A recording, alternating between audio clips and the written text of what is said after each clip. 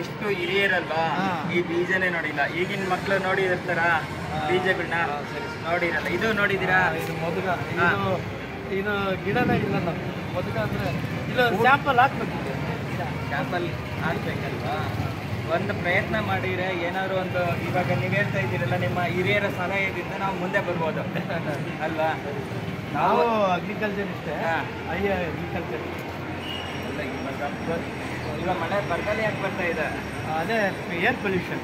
Air pollution ಹೇಗಾಯ್ತು? ಹೇಗಾಯ್ತು ಅಂದರೆ ಕಟ್ಟಡ ಜಾಸ್ತಿ ಆಯ್ತು, ಜನಸಂಖ್ಯೆ ಜಾಸ್ತಿ ಆಯ್ತಾ? ಅದನ್ನು ಉಳಿಸ್ಬೇಕಂದ್ರೆ ಏನು ಮಾಡಬೇಕು? ಮರಗಳು ಹಾಕ್ಬೇಕು, ಆಕ್ಸಿಜನ್ ಕೊಡಬೇಕು. ಅದನ್ನು ಹೇಗೆ ಹಾಕ್ತೀವಿ? ಗಿಡನೆಲ್ಲ ತಯಾರು ಮಾಡಬೇಕು, ಉಳ್ಬೇಕು, ನೀರು ಹಾಕ್ಬೇಕು. ಗಿಡ ಯಾತ್ರಿಂದ ಬರುತ್ತೆ? ಗಿಡ ಬೀಜದಿಂದ. ಅದೇ ಬೀಜಗಳು ಇಲ್ಲಿರೋದು ಅಲ್ವಾ? ನಾವೇನು ಮಾಡಬೇಕು? ನಾವೆಲ್ಲರೂ ಒಂದೊಂದು ಬೀಜ ಹಾಕ್ಬೇಕು. ನಾವು ಪ್ರಕೃತಿನ ಉಳಿಸ್ಬೇಕಾಗಿದೆಯಲ್ಲ. ಇವಾಗ ನೆಕ್ಸ್ಟ್ ಪೀಳಿಗೆಗೆ ನಾವು ಏನು ಕೊಟ್ಟು ಹೋಗ್ತಾ ಇದ್ದೀವಿ? ಕೊಡುಗೆಗೆ ಏನು ಬಿಟ್ಟು ಹೋಗ್ತಾ ಇದ್ದೀವಿ? ಅಲ್ಲ, ಇವನು ಬಿಟ್ಟು ಹೋಗ್ತಾ ಇಲ್ಲ. ಎಲ್ಲಾನು ನಾವು ಕಳ್ತನ ಮಾಡ್ಕೊಂಡು ತಿನ್ಕೊಂಡು ಸ್ವಾರ್ಥಕ್ಕೋಸ್ಕರ ಹೋಗ್ತಾ ಇದ್ದೀವಿ. 20 ಕೋಟಿ ಹೋಯ್ತು, ಹೋಯ್ತು. ಎಲ್ಲಿಂದ ಬಂದದ್ದು ಇದು ಕೊರೋನಾ? ಎಲ್ಲಿ ಇರಲಿಲ್ಲ. ಒಟ್ಟ ಇದು ಪ್ರಕೃತಿನ ಕಾಪಾಡ್ಕೊಳಕ್ಕೆ ಅದೇ ಕ್ರಿಯೇಟ್ ಆಗೋದು. ಪ್ರಕೃತಿ ಭಾರ ಆದಾಗ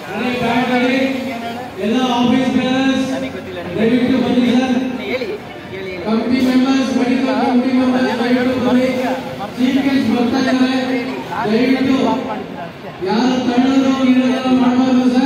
ಯಾರು ಸಹ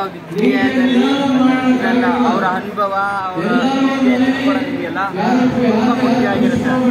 ಆ ವಿಷಯನ ತಿಳ್ಕೊಂಡು ಇನ್ನೊಬ್ರಿಗೆ ಬಿಟ್ಟು ಹೋಗ್ಬೇಕು. ನೀವು ಹೇಳ್ಬಿಟ್ಟು ಹೋಗ್ಬೇಕು. ಕರೋನಾ ಅಂದ್ರೆ ಏನಂತ ನೀವು ಹೇಳಿ. ಏನು ಹೇಳಿ? ಏನೋ ಹೇಳ್ತೀನಿ. ಅಲ್ಲ, ಪರವಾಗಿಲ್ಲ ಹೇಳಿ. ಅದು ಬರೆದಿಟ್ಟಿದ್ದೀನಿ, ತಂದು ಕ್ಲೀನಾಗಿ ಹೇಳ್ತೀನಿ. ಅರ್ಧಂಬರ್ಧ ಹೇಳ್ಬಾರ್ದು. ಓಕೆ. ಸುಮ್ಮನೆ ಇದು ಟಿವಿ ಗಂಟು